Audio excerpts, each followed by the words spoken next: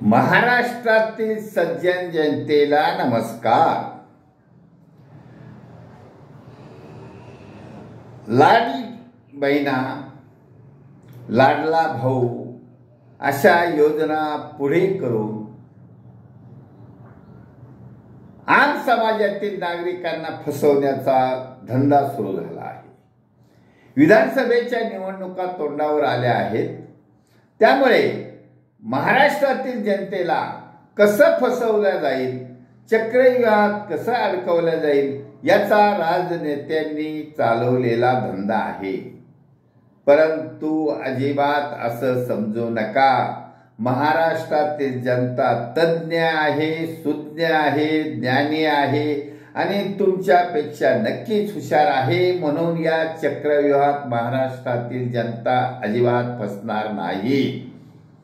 मुद्दा महत्वाचा असा आहे की आता सध्या असणाऱ्या 288 असतील ते आमदार आणि तुम्ही या 5 वर्षात घातलेला घोळ, सुरत गुवाहाटी मार्गे गोवा आणि ह्या पक्ष फोडा, त्या पक्ष फोडा, ह्या पक्ष फोडा, हा 5 वर्षामध्ये महाराष्ट्राचा विकास एकदम ठप्प झाला आहे।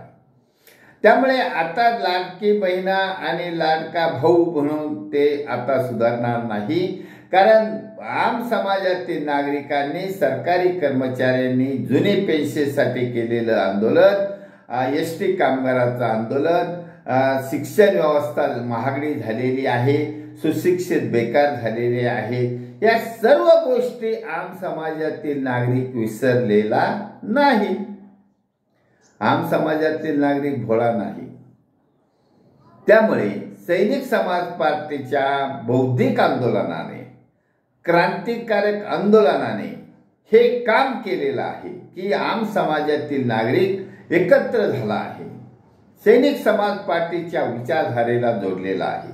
सैनिक समाज पार्टीने याचा आम समाजातील नागरिकाच्या हितासाठी जो अजेंडा मांडलेला आहे त्याच्याकडे सैनिक समाज पार्टीने त्यांना एकत्र करून ही निर्भीक बनवले आहे।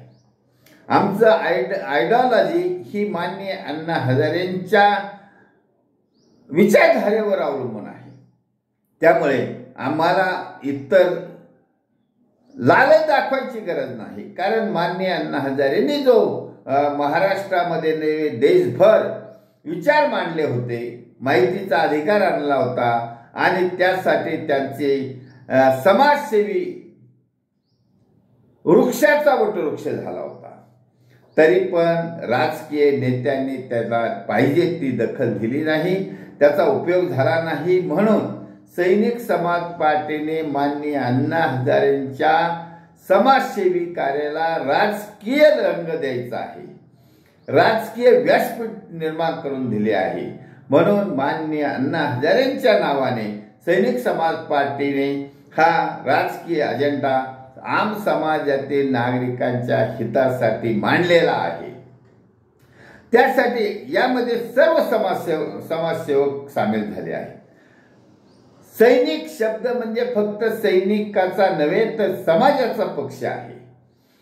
आमचे डॉक्टर दरेकर हे समाजसेवक आहेत, प्राध्यापक आहेत, हायली क्वालिफाईड आहेत।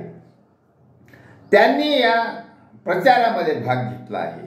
त्यांचं ब्रीदवाक्य आहे की भ्रष्टाचारांचा कर्दनकाळ आणि गोरगरिबांचा तारणहार, अशा या विचारधारेचे लोक या सैनिक समाज पार्टीची धुरा पुढे घेऊन चालले आहेत। म्हणून महायुती असेल, महाआघाडी असेल, 288 आमदार असतील, आजी असतील, माजी असतील, सर्वांचा सफाया केला जाणार आहे आणि तो सफाया आम समाजातील मतदार करणार आहेत। आणि नक्की या महाराष्ट्रामध्ये विधानसभेच्या निवडणुकीमध्ये मी स्वतःला समाजाचा मुख्यमंत्री म्हणून जाहीर केल्यामुळे महाराष्ट्रातील सज्जन मतदार सैनिक समाज पार्टीच्या नावाने मतदान करणार आहे आणि सैनिक समाज पार्टीचा झेंडा या महाराष्ट्रातल्या विधानसभेमध्ये रोवला जाणार, ही काळ्या दगडावरची पांढरी रेख समजावी।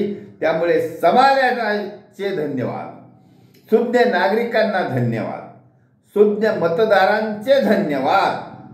भारत वर्ष की जय. छत्रपती शिवाजी महाराज की जय. सैनिक समाज पार्टीचा विजय असो.